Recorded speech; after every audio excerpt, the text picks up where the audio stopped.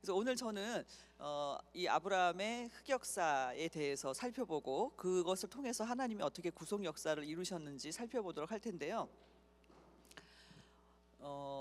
성경은 재밌죠. 왜 재밌다고 생각하냐면 우리가 마태복음의 예수님의 족보도 보면 아까 말한 것처럼 다윗의 흑역사 또 유다의 흑역사, 그러한 역사들을 성경이 가감하지 않고 기록하고 있다는 사실이에요. 우리는 아브라함이 믿음의 조상이라는 것은 다 배웠지만 아브라함이 믿음의 조상으로 태어난 사람이 아니라 이방인이었고 또 불신자고 우상을 숭배하는 자였는데, 그의 신앙 여정 가운데 하나님께서 아브라함을 믿음의 조상으로 만들어서 마침내 천국 백성, 아니 천국의 아버지가 되게 하시는 놀라운 한 인간의 개인의 역사인 동시에 이것은 아브라함과 같은 모든 자손들이 천국 백성이 어떻게 되는지 그 과정을 우리한테 보여주고 있다, 이렇게 말씀을 드릴 수 있어요. 그래서 아브라함의 일생을 가리켜서 우리는 천국의 지족도라 이렇게 제목을 잡았죠.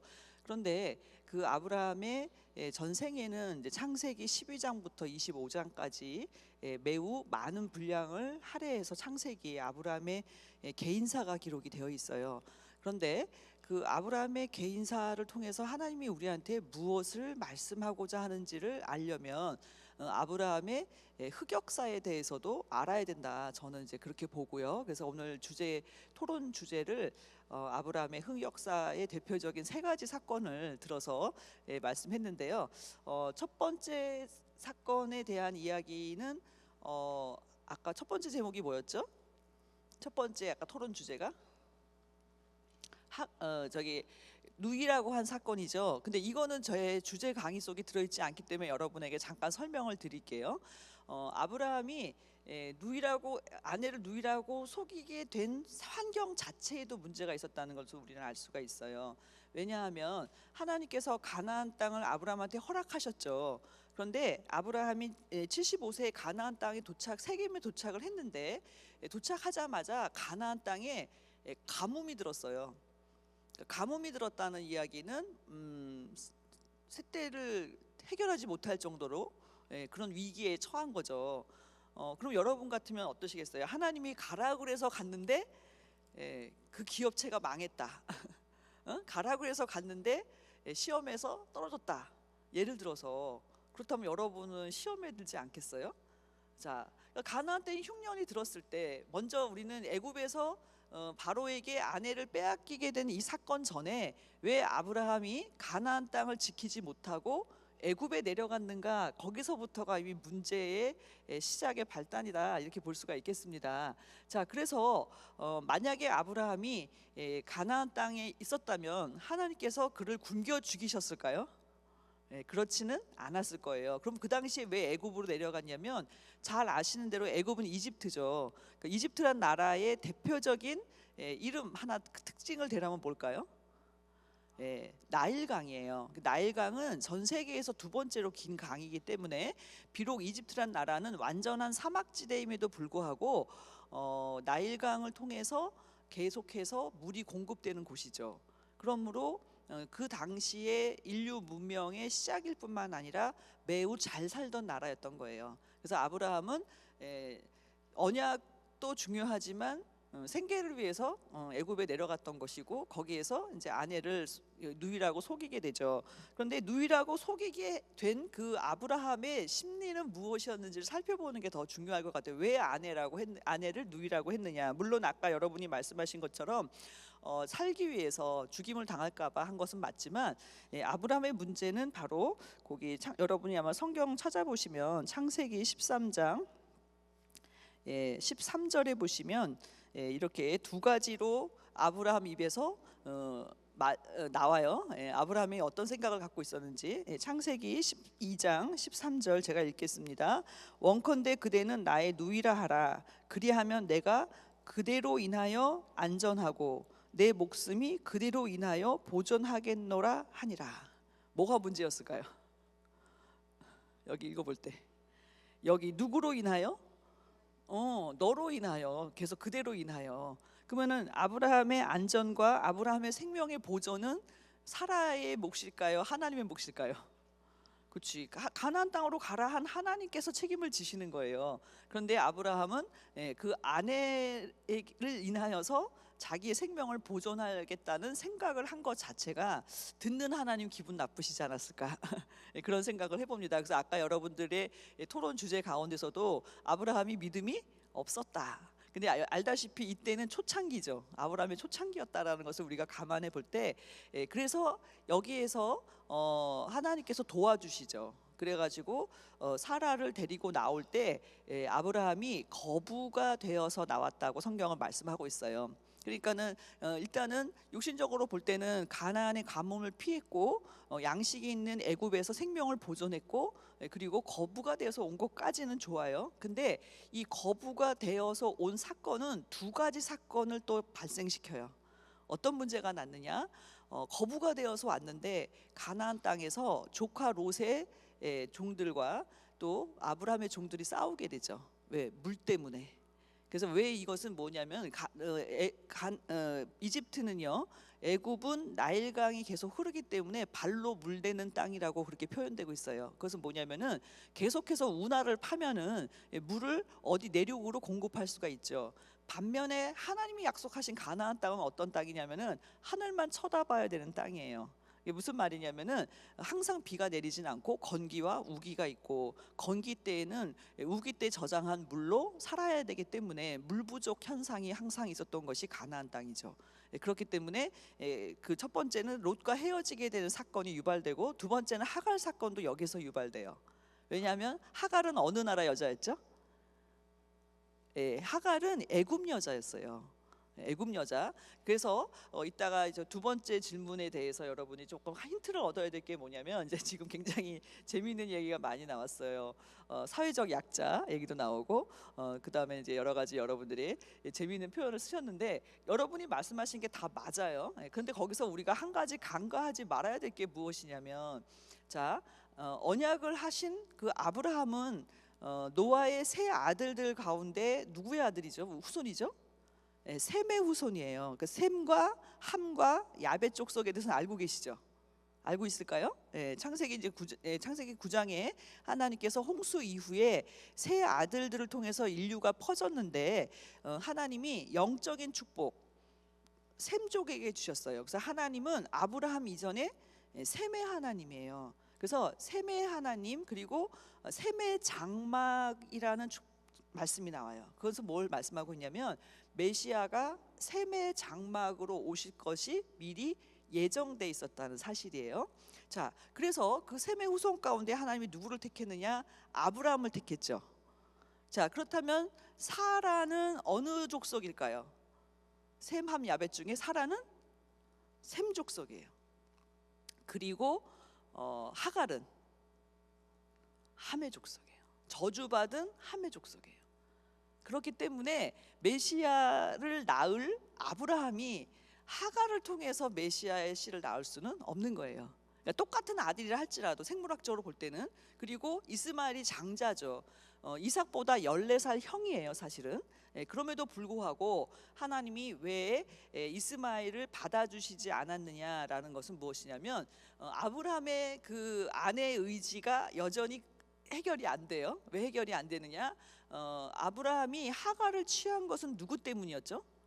사라의 권고예요. 자, 창세기 16장 2절에 보시면, 사레가 아브라함에게 이르되 여호와께서 나의 생산을 허락지 아니하셨으니 원컨대 나의 여종과 동침하라. 내가 혹 그로 말미암아 자녀를 얻을까 하노라 하매 아브라함이 누구의 말을 들으니라? 여기 되게 중요한 포인트예요. 아브라함이 누구 말 들었다? 사레 말을 들었다. 그래서 세상에서도 이런 말 하죠. 두 여자의 말만 잘 들으면 성공한다, 이런 속설이 있어요. 그게 무슨 얘기냐 했더니, 첫 번째 와이프의 말, 두 번째 내비의 미쓰긴 말 내비가 시키는 대로 하라, 그 뜻이죠. 운전할 때. 이건 속설이고, 보세요. 에덴 동산에서도 항상 문제는 뭐냐면 말과 말씀의 전쟁이에요. 무슨 말이냐? 자, 하나님이 정령 죽으리라 말씀하셨죠. 그것은 참일까요? 거짓일까요? 참이에요. 왜? 죽고 살리는 권세가 하나님께 있기 때문이에요. 뱀은 결코 죽지 않는다 그랬어요. 참일까요, 거짓일까요? 거짓이에요. 왜? 그렇지, 뱀에게는 죽지 않게 할 권세가 없는 거예요. 그러니까 하나님 흉내내고 하나님을 인척한 거란 말이죠. 그러니까 무슨 말씀이냐? 저와 여러분이 참말과 거짓말을 구별하는 것은 뭐냐면은 그 말을 하는 주체가 그 말을 이룰 수 있는 능력이 있느냐 없느냐예요. 그것이 참과 거짓을 나누죠. 그러니까 무슨 말씀이냐면은 던져, 아님 말고 안 되는 거예요. 무슨 말이냐? 말에는 책임을 지는 거예요. 그죠? 근데 사람도 그러하다면 하나님은 말씀에 목숨 거시는 분이 하나님이에요. 하나님은 말씀하시면 반드시 어떻게 하신다? 지키시는 하나님이에요. 그렇기 때문에 사라의 말을 들었다. 그러니까 잘 들으셔야 돼요. 아들을 낳는다는 것이 네 몸에서 난다고 그랬단 말이에요. 그 사라의 해석이 문제예요. 당신 몸에서 난다고 그랬지 나를 통해서 난다고 하지는 않지 않았냐. 언뜻 들으면 그럴듯하죠. 그러나 당연히 사레가라는 아내를 주셨기 때문에 사레를 통해서 낳는 게 맞는 거예요. 근데 거기에 그 틈을 이 여자가 파고드는데 세상적으로 생각하면 이 여자는 열려놨죠. 아니 어느 여자가 자기가 아들 못 낳는다고 해서 자기 여정을 줘서 아들을 낳게 하는 여자가 어디 있어요. 인간적으로 볼 때 이 여자 대단한 여자라고 생각을 해요.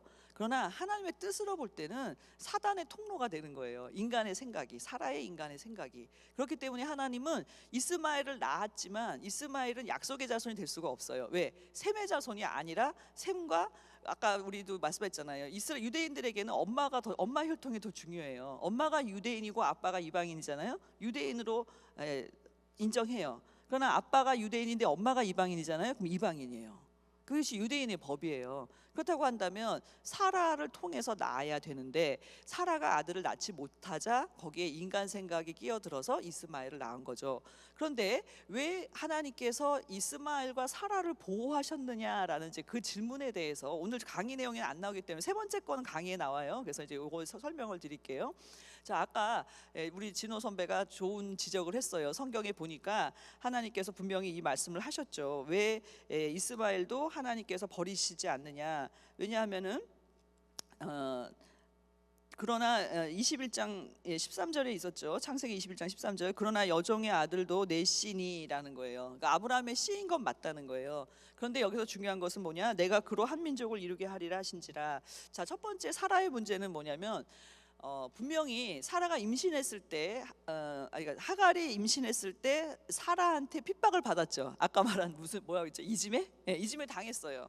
그런데 사라가 그래서 하갈이 뛰쳐나왔죠. 그러나 하나님이 하갈에게 분명히 명령을 하셨어요. 뭐라고 그랬어요? 여종의 수하로 들어가서 뭐하라? 복종하라는 거예요. 근데 하갈이 복종을 했나요? 한 것처럼 보여요. 그런데 이스마엘이 이삭을 낳았을 때 이스마엘이 이삭을 어떻게 해요? 희롱하죠. 그러니까 하갈의 입장에서는 기분 좋았을 수도 있어요. 내가 이삭이 엄마 사라한테 당했는데 야, 내 아들이 복수를 해주는구나. 아니에요. 왜 아니냐면 이삭이 하나님이 하갈에게 이 사라에게 복종하라는 의미는 무슨 뜻이냐면은 이스마엘에게도 해당이 되는 이야기예요. 비록 14년 형이지만 하나님은 이삭을 언약의 아들로 주셨잖아요. 그렇다면 이삭이 장자인 거예요. 형이라도 이삭 밑에 들어가서 어떻게 하라? 수하에 들어가라는 얘기예요. 근데 쉬울까요? 어려울까요? 어렵죠. 그래서 결국은 그 분쟁이 끝나지 않자 성경은 뭐라고 말씀하고 있냐면 11절에 아브라함이 그 아들을 위하여 그 일이 깊이 근심이 되었다 이렇게 기록하고 있어요. 그러니까 이거 보세요. 아브라함 가정에 근심이 있다는 사실. 그것은 결국 아브라함 자신의 행위의 결과였어요.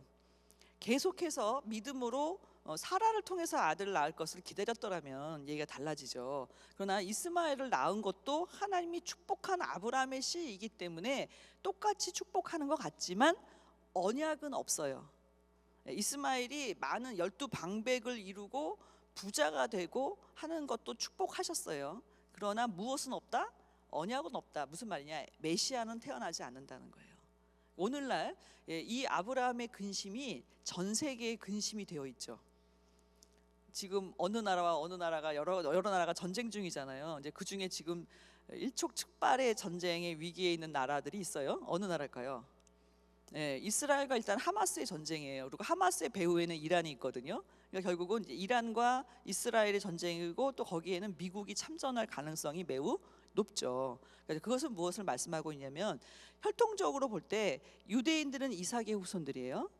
그리고 아랍 민족들, 이슬람 교도들은 다 이스마엘의 후손들이에요. 그 전사님이 어디서 그거를 이제 확신했냐면 그 인도네시아 선교를 갔다 왔어요. 여기 우리 인도네시아 교회 있잖아요.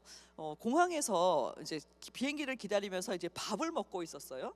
근데 옆에 테이블에서 그 인도네시아 분들이 그릇을 이렇게 잘못 쳐갖고 떨어졌어요. 그러면 뭐 우리 예를 들면 미국 사람들은 읍스 하거나 어머나 우리는 그러잖아요. 근데 그 사람들은 뭐라고 얘기하면 이스마엘 그러더라고요.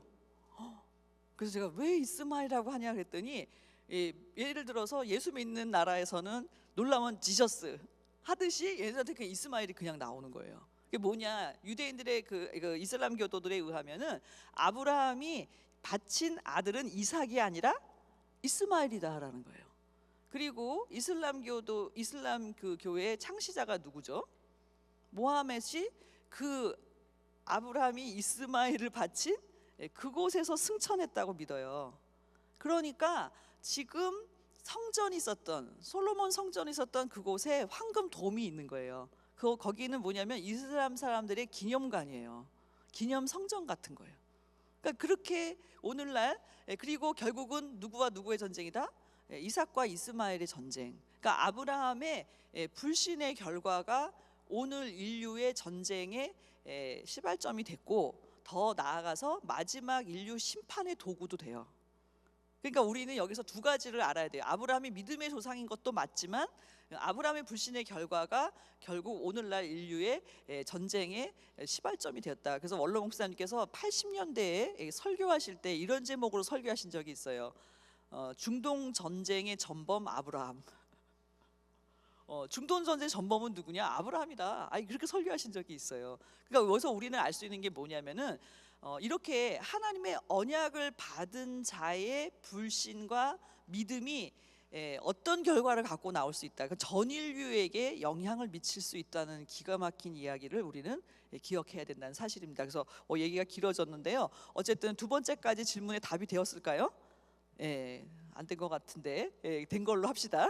그래서 또 다음에 또 이렇게 진호가 깊은 질문을 많이 하고 있는데 매우 감사합니다. 그 다음번에도 저희가 또 이런 질문을 답하는 시간 빨간 우체통이 여러분을 기다리고 있습니다. 그래서 오늘 제목은요 아브라함의 흑역사 하나님의 구속사고요. 오늘 본문의 말씀은 로마서 4장 16절에서 25절 말씀인데요. 그 내용을 본문의 말씀은 아까 읽어주셨는데 특별히 로마서 4장 16절에 보시면 아브라함은 하나님 앞에서 우리 모든 사람의 조상이라고 말씀하신 것은 할례자의 조상이기도 하고 무할례자의 조상이기도 하다. 이 뜻은 무슨 뜻이냐면은 혈통적으로 볼 때는 할례를 받는 이스라엘 사람들이 아브라함의 자손들이에요. 그러나 오늘날 믿음이 있는 자도 예수 그리스도를 믿는 자도 하나님께서는 아브라함의 자손이라고 이렇게 말씀하셨기 때문에 아브라함은 하나님 앞에서 우리 모든 사람의 조상이라. 그러니까 오늘 저와 여러분의 조상이 아브라함이 된다는 사실을 다시 한번 확인하기를 바랍니다. 그렇다면 왜 우리는 아브라함의 자손이 돼야 되는가? 그 내용을 볼 때 첫 번째로 아브라함에게 하나님이 무엇을 약속하셨는지를 알아야 되겠어요. 그래서 아브라함에 주신 언약은 두 가지였죠. 아브라함에게 7번이나 언약을 하셨는데 그 7번을 관통하는 공통적인 언약은 바로 땅과 자손에 대한 언약이에요. 땅과 자손. 자, 그렇다면 여기서 말하는 땅, 가나안 땅은 천국에 대한 약속이었다는 것을 알 수가 있어요. 그래서 로마서 8장 11절 다 같이 한번 읽어볼까요? 로마서 8장 11절 읽습니다. 시작. 또 너에게 이르노니 동서로부터 많은 사람이 이르러 아브라함과 이삭과 야곱과 함께 천국에 앉으려니와. 야, 여기 볼 때 예수님이 하신 말씀이에요. 백부장을 보시고 백부장의 믿음에 놀라시면서 동서로부터 많은 사람이 이르러라는 것은 이방인들이 아브라함 같은 믿음을 가지고 아브라함, 이삭, 야곱과 함께 천국에 앉는다. 그러니까 아브라함은 지금 가나안 땅을 약속을 받아서 하나님께 그 믿음을 인정받은 아브라함은 무엇을 선물로 받았다는 것을 알 수 있죠? 천국이에요. 그러니까 우리가 천국 가면 반드시 만날 분이 누구예요? 아브라함, 이삭, 야곱이에요. 그렇다면 우리는 또 질문해야 되겠죠. 예수님 오시기 2000년 전인데 어떻게 이분은 벌써 들어갔느냐. 그 이유도 살펴보도록 하겠습니다. 자, 그래서 두 번째는 자손인데요. 아브라함에게 허락하신 자손은 곧 우리 인류를 죄에서 구원하실 메시아에 대한 약속이에요. 그래서 갈라디아서 3장 16절 말씀인데요. 이 말씀도 같이 한번 읽어보도록 하겠습니다. 갈라디아 3장 16절 시작.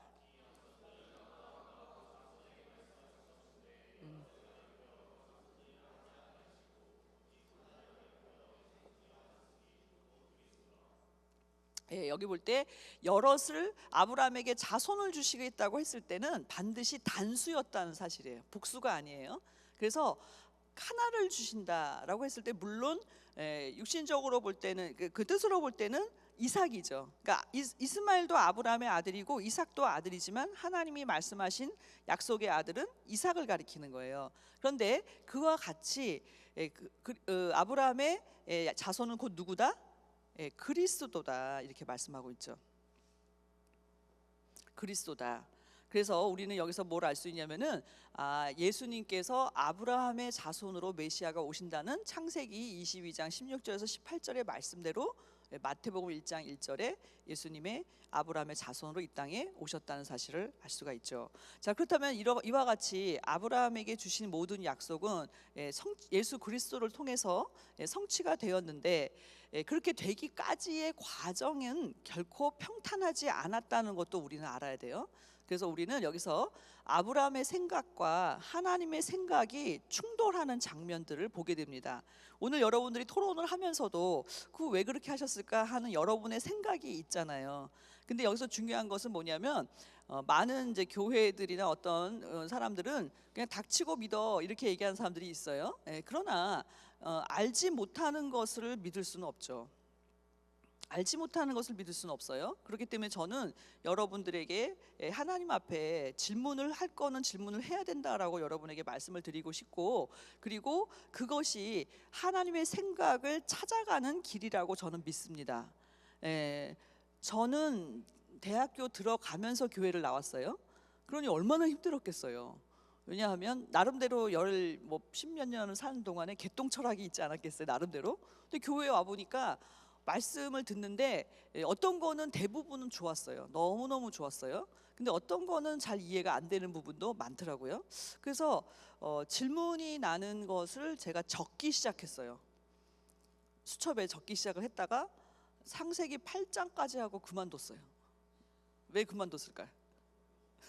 성경보다 많아가지고. 뭐 예를 들면 창세기 1장 1절 태초에 하나님이 천지를 창조하시니라. 어떻게 증명할 건데?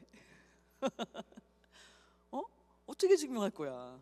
그렇다고 했지만 그래서 그런 질문들이 막 쌓이고 태초는 뭐냐 뭐 별거 다 질문이 엄청 많죠. 그래서 그 질문책을 하다가 이제 결국은 덮었는데 이제 그게 대학교 1학년 때였고요. 제가 대학교 4학년 때 이제 신학을 한다고 해서 성경을 정독해서 일독을 한 적이 있어요. 이제 그러고 나서 이제 신학교를 가면서 학부 때 배웠던 사회학 전공책을 다 정리하고 이제 신학책으로 다 바꾸는 책상 정리를 한번 했는데, 책상 정리를 하는 과정에서 그 1학년 때 질문책이 나왔어요. 그래서 보니까 너무 재밌더라고. 1학년 때 내가 이런 질문을 했구나. 그런데 감사한 거는 90% 이상이 답을 얻은 거예요. 그래서 저는 우리 평강제일교회에 가장 큰 덕목이 있다면 여러 가지지만 그 중에 하나는 뭐냐, 질문할 수 있는 교회다. 그리고 두 번째, 답을 얻을 수 있는 교회다. 저는 그렇게 확신을 합니다. 그래서 여러분들이 그 아브라함의 생각과 하나님의 생각이 왜 부딪혔는지도 질문해야 되지만, 성경은 놀랍게도 그것을 가감하지 않고 그대로 기록했다는 사실이에요. 무슨 말씀이냐? 아브라함의 흑역사도 어떻게 됐다? 기록되어 있다는 사실이죠. 왜냐하면은 아브라함은 믿음의 조상이기 때문에 구원받는 우리 모두도 아브라함과 같은 길을 갈 수가 있기 때문이에요. 그렇다면 중요한 것은 뭐냐? 아브라함의 흑역사로 끝날 것이 아니라 하나님이 어떻게 아브라함에게 답하셨느냐 하는 이제 그 지점이 되겠어요. 그래서 먼저 우리가 알아야 될 것은 생각이라는 건 다 있죠. 그런데 문제는 뭐냐? 그것이 육의 생각이냐 영의 생각이냐. 그 유명한 철학자 임마누엘 칸트라는 사람은 인간 이성에게는 오성이 있다 이렇게 가르쳤어요. 그래서 오성이라는 틀이 똑같다. 그리고 그 오성이라는 이성의 틀에 무엇을 담느냐에 따라서 인간의 가치가 달라진다. 이렇게 말한 사람이 있어요. 그러니까 생각이라는 거는 이 사람이라면 다 하죠.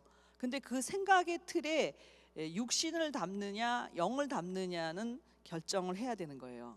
그래서 여기 보니까 육신의 생각이 있고 무슨 생각이 있다? 영의 생각이 있다. 그래서 그러나 이 육신의 생각과 영의 생각은 같은 생각이고 내 생각 내 마음이야 라고 말할 수 있지만 그 결과는 매우 다르다라는 사실이에요. 자, 그래서 로마서 같이 읽도록 하겠습니다. 8장 같이 읽습니다. 시작.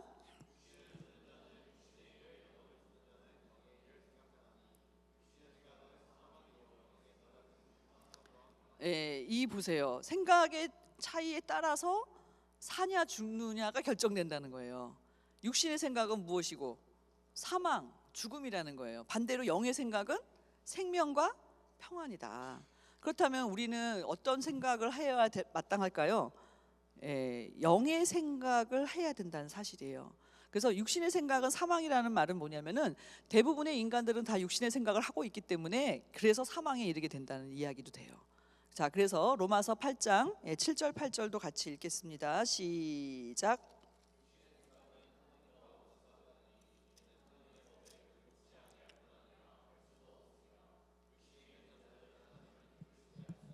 육신의 생각은 하나님과 원수가 되고 하나님의 법에 굴복하지 않죠. 그러나 영의 생각, 그래서 육신에 있는 자들은 하나님의 기쁘시할 수 없다. 그러니까 쉽게 말하면 육신의 생각을 하면 헵시바가 될 수가 없는 거예요. 그러면 오늘 저와 여러분은 육신의 생각을 버리고 영의 생각을 취하여야 되는 이러한 신령한 영적 싸움의 장에 있다 이렇게 볼 수가 있겠어요. 자, 그렇다고 한다면 이제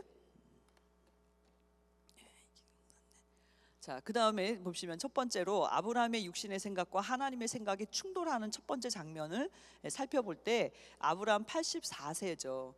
아브라함 84세는 여러분이 잘 알다시피 횃불 언약을 맺은 그 해예요. 그런데 횃불 언약을 하나님이 맺으셨지만 아브라함의 상태는 결코 좋지 못했어요. 왜 안 좋았을까요? 아들을 준다고 한 것이 몇 살 때였죠? 75세에 하란을 떠날 때 큰 민족을 주신다고 약속했다는 얘기는 자식을 주겠다는 얘기잖아요. 근데 지금 아브라함이 가나안 땅에 들어온 지 몇 년째가 됐을까요? 84세면은 75세 도착해서 84세면 딱 10년째가 되는 해였어요. 여러분, 10년이면 강산이 변한단 말이죠. 10년 정도 됐으면 들어줘야 돼, 안 들어줘야 돼? 그렇지. 아들을 준다 그랬으면 이 10년 안에는 아들이 낳았어야 마땅한 거예요. 근데 84세가 된 아브라함에게 아직도 아들이 없어요. 그래서 아브라함은 생각을 합니다. 어떤 생각을 하느냐? 그 하나님이 안 주시는 건지 못 주시는 건지, 그러면 나는 내가 답을 얻어야 되겠다라고 생각한 거죠. 그래서 아브라함한테는 아들은 없었지만 다메섹 엘리에셀이라는 아주 신복 같은 종이 있었어요. 그러니까 아브라함 한마디면 무조건 순종하는 그런 아주 아브라함이 아들 이상으로 신뢰하는 종이 바로 엘리에셀이에요.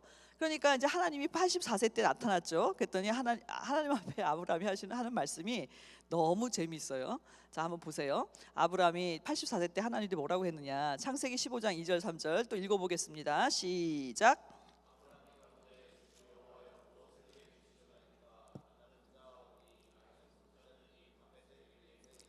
아브라함이 또 가로되 주께서 내게 씨를 안 해주셨으니 내 집에서 길리운 자가 나의 후사가 될 것이니라. 아주 쿨해요. 하나님이 나한테 아들 안 줬다고 나 시험 안 들게요. 그러나 대신에 안 준 아들은 내가 잊어버릴 테니 이 후사를 엘레셀로 후사를 삼겠다라고 하나님한테 일방적인 통보를 하는 거예요. 왜 통보해요? 하나님이 안 주시지 않았냐. 듣는 하나님은 이런 걸 요즘에 뭐라고 해야 될까요? 빡친다고 해야 될지 하나님 시험 들판이야 지금 아브라함한테. 자기가 알아서 해결하겠대. 그러니까 여러분들도 응답이 늦거나 내가 생각하는 것과 다른 응답이 왔을 때는 어떻게 해야 될까요? 기다리는 거 1번, 못 기다리겠으면 2번 물어봐야 돼요. 여기서 아브라함이 물어봤어요? 안 물어봤어요? 안 물어봤잖아. 10년 됐는데 왜 아들이 없나요? 라고 물어보지 않았어요. 하나님이 안 주셨지 않냐고. 그러니까 내가 다메섹 엘리에셀이나 내 후계자로 삼겠다.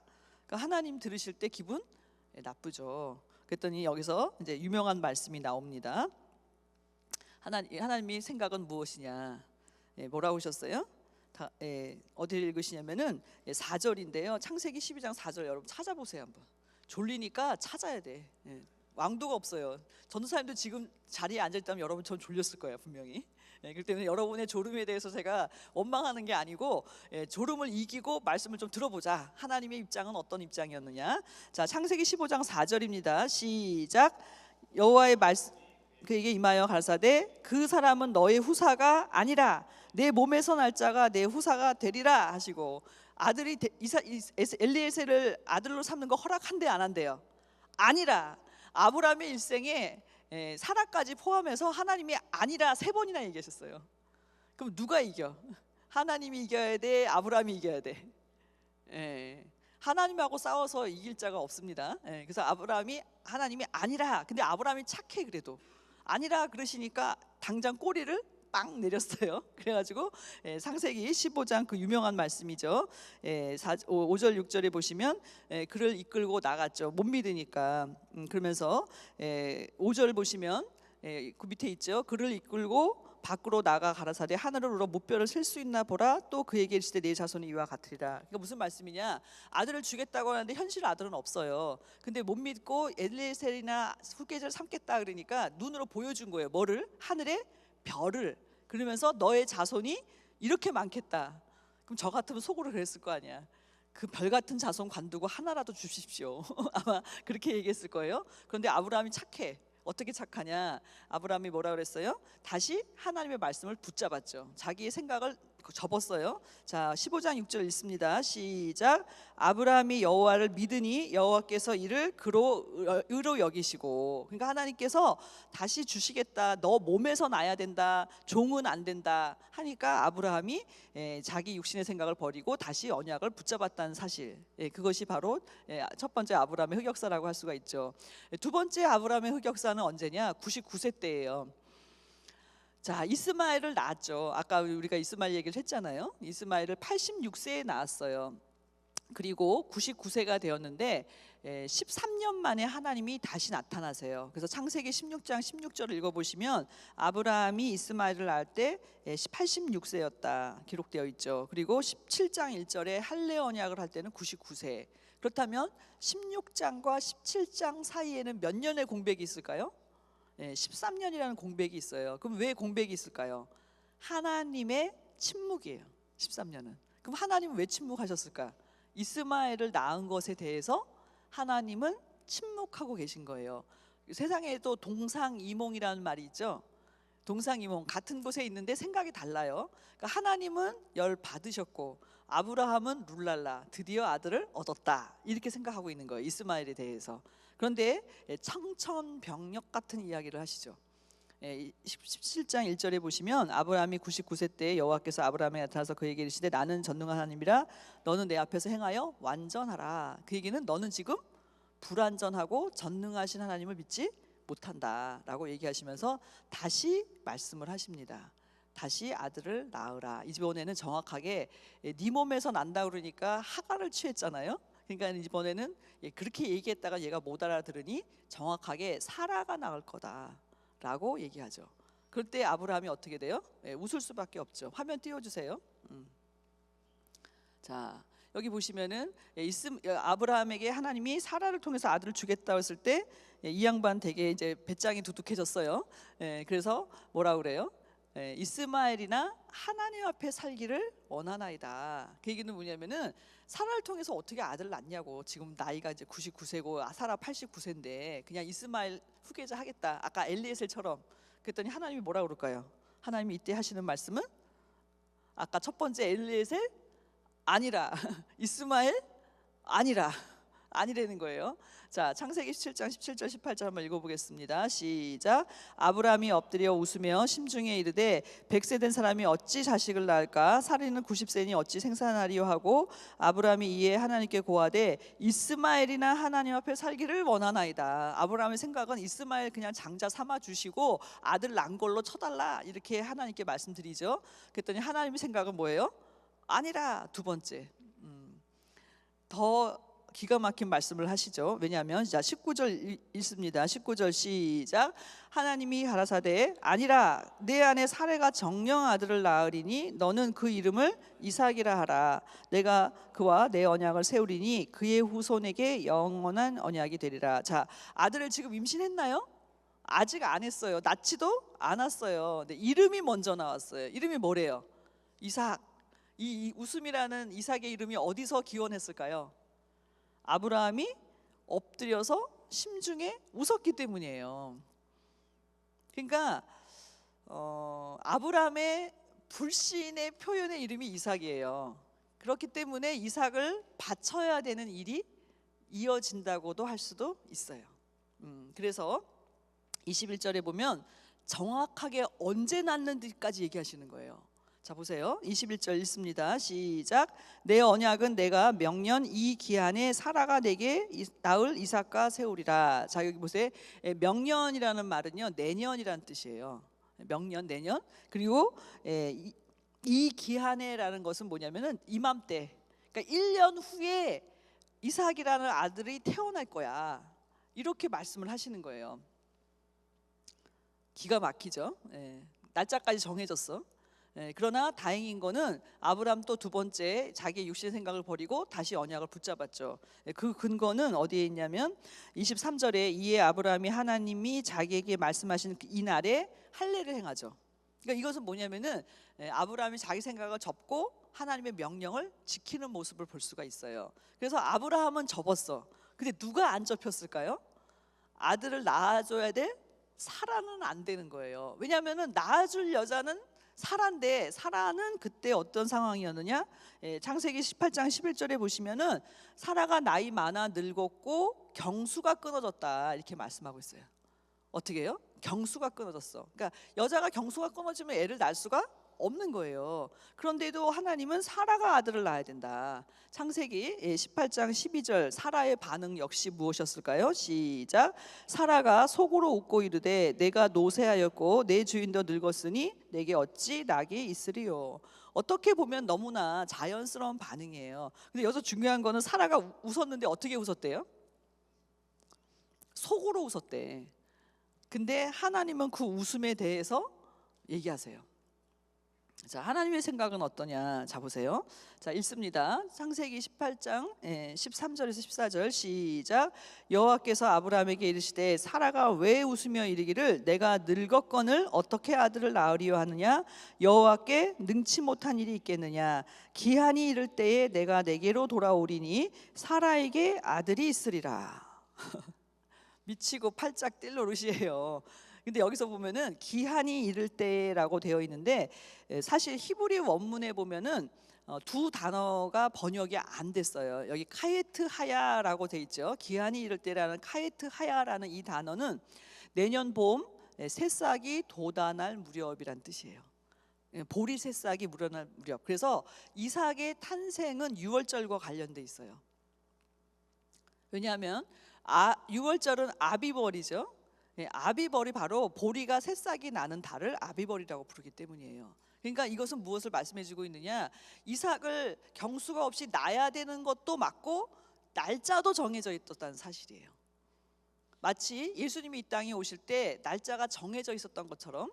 그러니 이삭 사라는 너무 어렵죠. 근데 하나님은 거기다가 뒤끝 장렬이에요. 제가 볼 땐 트리플 A이실 수도 있다고 봐요. 왜냐? 하나님이 그 다음에 사라에게 아니라라고 얘기하시죠. 자, 띄워주세요. 자, 여기 보시면 중요한 것은 여호와께 능치 못한 일이 있겠느냐라고 얘기했죠. 근데 이 말씀은 나중에 누구 입에서 한번 반복이 되냐면 동정녀 마리아에게 수태고지를 하러 간 가브리엘 천사장이 똑같은 얘기를 해요. 자, 가브리엘 천사장이 너가 아들을 낳을 것이다라고 동정녀 마리아에게 얘기를 해요. 저는 사내를 알지 못하는데요. 그랬더니 마리아 저기 가브리엘 하는 말이 누가복음 1장 37절이죠. 같이 읽어볼게요. 시작. 대저 하나님의 모든 말씀은 능치 못하심이 없느니라. 야, 여호와께 능치 못한 일이 있겠느냐. 똑같은 거예요. 그러니까 이거 뭘 말씀해 주고 있냐면 아까도 우리가 계속 공부 속에서 나왔는데요. 이삭을 왜 이런 방법으로 낳아야 되느냐. 아까 90세의 이삭을 왜 낳아야 되느냐. 왜 90세가 되고 경수가 끊어진 여자에게 아들을 낳으라고 하느냐. 여기에는 하나님의 큰 구속 경륜이 담겨져 있는 거예요. 잘 들으셔야 돼요. 여기서부터는 정신 차리고 들어야 돼요. 여기서부터 다 졸았어도 여기서부터는 들어야 돼. 자, 보세요. 자, 아담이 타락한 다음에 메시아가 어떤 분으로 온다고 예언돼 있었죠? 여자의 후손이에요. 왜 남자의 후손이 아니고 여자의 후손일까요? 에? 왜 여자의 후손이야? 남자 없이 낳아야 돼. 왜냐? 잘 들으셔야 돼요. 그 아담의 죄는 혈통을 통해서 유전되게 돼 있어요. 그래서 죄인이 죄인을 낳는 거예요. 그럼 메시아가 이 땅에 사람의 몸을 입고 오셔야 되는데 죄가 있는 몸으로 와야 돼요? 없는 몸으로 와야 돼요? 없는 몸으로 와야 되니까 이사야 7장 14절에는 동정녀 탄생을 해야 돼. 그러면 이것은 뭐냐? 남자 없이 아이를 낳는 그 하나님의 권능으로 말미암아 되는 일을 장차 믿게 해야 될 거 아니에요. 하나님 입장에서는. 그죠? 그러려면 그 메시아가 오는 길을 먼저 예비하는 사람이 있어야 돼요. 무슨 말이냐? 이 성경이 다 내게 대해서 증거했다 예수님이 그랬잖아요. 그러면은 자, 장차 동정녀 탄생이 될 텐데 정상적인 남녀 관계를 통해서 낳는 아들이 아니란 말이에요. 동정녀를 통해서 낳아야 돼. 그럼 누가 그거를 믿어야 될 거 아니에요. 아브라함한테 요구하시는 거예요. 야, 경수가 끊어져도 아들을 낳을 수 있어. 그러면 아브라함의 자손들은 그걸 믿어야 돼, 안 믿어야 돼? 똑같이 믿어야 돼. 그러니까 마리아가 뭐라 그랬어요? 주의 계집종이오매 주의 말씀대로 이루어지이다. 동정녀지만 난다고 하니 믿겠습니다라고 하는 그 믿음은 아브라함의 후손들의 믿음이에요.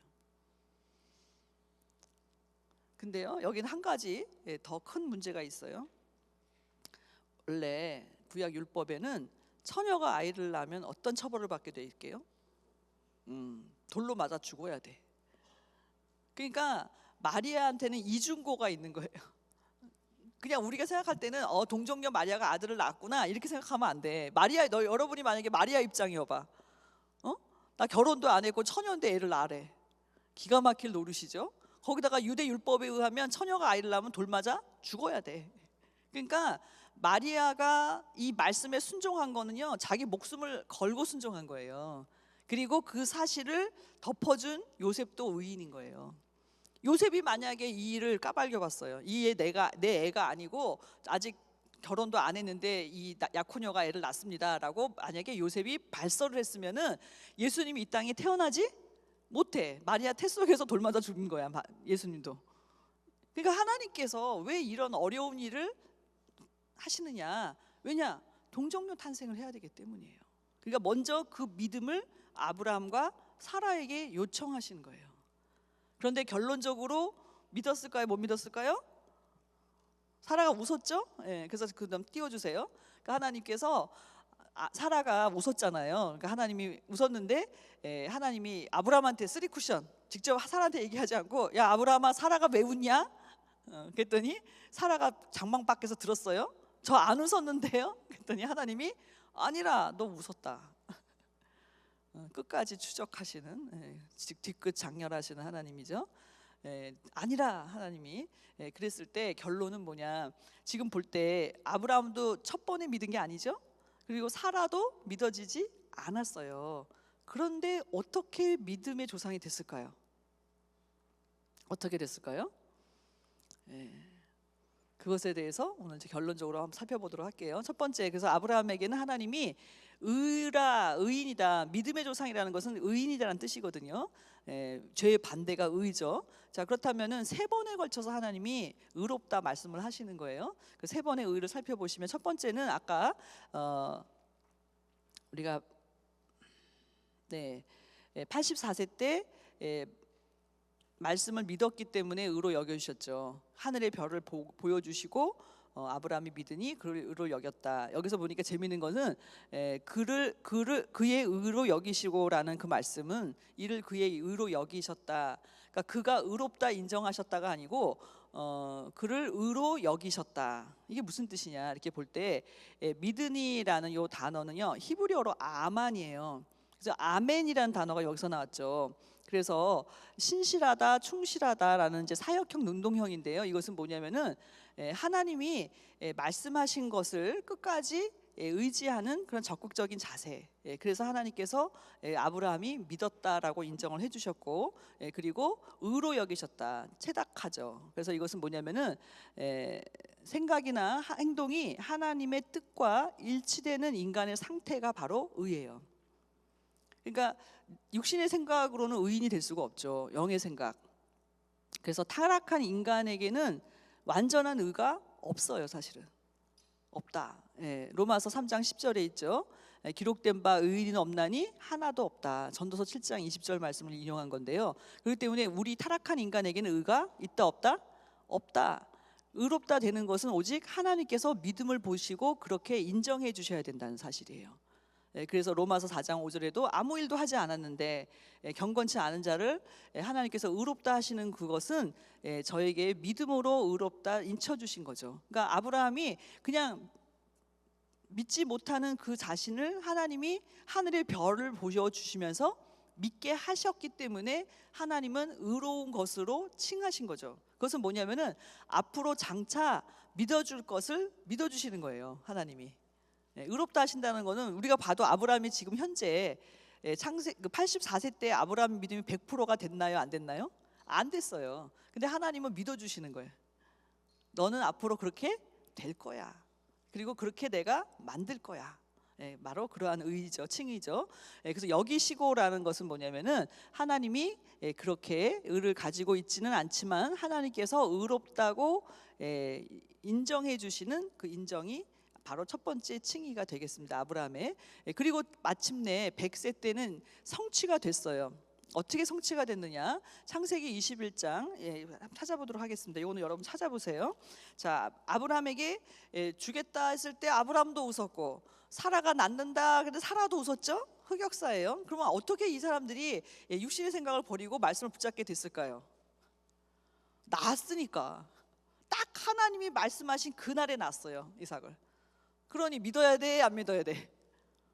안 믿을 수가 없어요. 그러니까 이 믿음은요 하나님이 주셔야 돼. 이렇게 확실한 증거를 보여주신 거잖아요. 자, 창세기 21장 자 1절 2절 읽습니다. 시작. 여호와께서 그 말씀대로 사라를 권고하셨고 여호와께서 그 말씀대로 사라에게 행하셨으므로 사라가 잉태하고 하나님이 말씀하신 기한에 미쳐 늙은 아브라함에게 아들을 낳으니 얘기했잖아요. 말씀대로 말씀하신 기한에 낳았다. 그러니 믿어야 돼, 안 믿어야 돼? 믿어야 돼요. 그렇기 때문에 아브라함이 100세에 성취된 의는 뭐냐? 아들을 실제로 말씀하신 대로 그 기한에 낳았기 때문에 아브라함과 사라는 믿을 수밖에 없었다라는 뜻이에요. 그래서 아브라함과 사라의 불신과 웃음에도 불구하고 하나님이 언약하신 때 이삭을 낳게 하셨죠. 그러니까 이거는 믿음을 어떻게 하신 거예요? 그들에게 믿음을 갖게 하시는 거예요. 제자들이 다 도망갔어요. 부활하셨잖아. 부활을 봤는데 어떻게 안 믿어? 그렇잖아요. 그러니까 믿음은 하나님이 그 증거를 보여주시는 결과죠. 자, 그래서 로마서 4장 말씀을 한번 찾아보겠습니다. 이 말씀이 오늘 본문의 말씀인데요. 자, 로마서 4장을 한번 찾아보시고 여러분들 물론 이제 화면을 보셔도 되겠어요. 지금 전사님 화면이 안 보여가지고 일단 같이 읽어보는 것이 좋겠습니다. 자, 로마서 4장 19절에서 22절 같이 한번 읽어보겠습니다. 시작.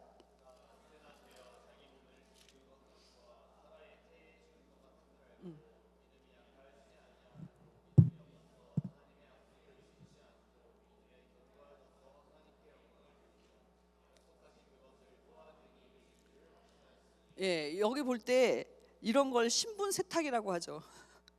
왜? 아브라함도 웃고 사라도 웃었는데 믿음이 견고하여지고 확신하고 믿었다, 이렇게 약하여지지 않았다. 이것은 무엇을 말씀하고 있냐면은 무슨 뜻이냐?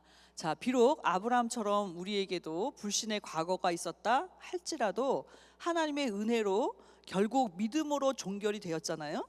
그러면은 하나님께서는 그것을 믿음의 삶으로 인정해 주시는 거예요. 그러니까 무슨 말씀이냐? 흑역사가 있어요, 저와 여러분에게. 근데 결과적으로 믿었어, 안 믿었어?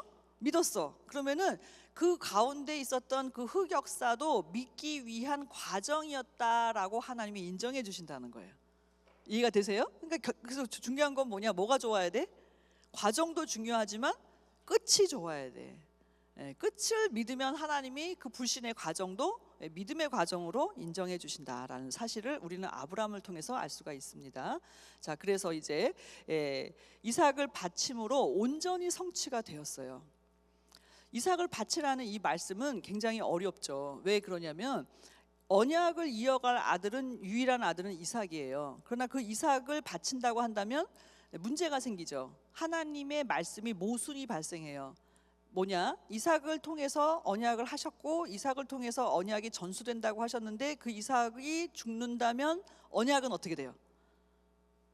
파기되는 거예요.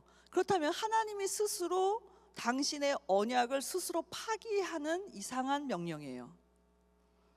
그러면 자, 이삭을 통해서 언약을 이어간다 1번, 이삭을 죽이면 언약이 끊어진다 2번.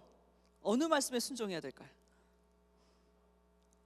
1번, 2번? 둘 다? 둘 다 누구? 회장님, 감사해요. 둘 다를 믿은 거예요. 어떻게? 일단 바치라는 거는 바치고 도로 살려주시면 된다라고 믿은 거예요. 그 정도로 하나님을 믿은 거예요, 아브라함이. 그래서 여기서 부활의 신앙이 나오게 되는 거예요.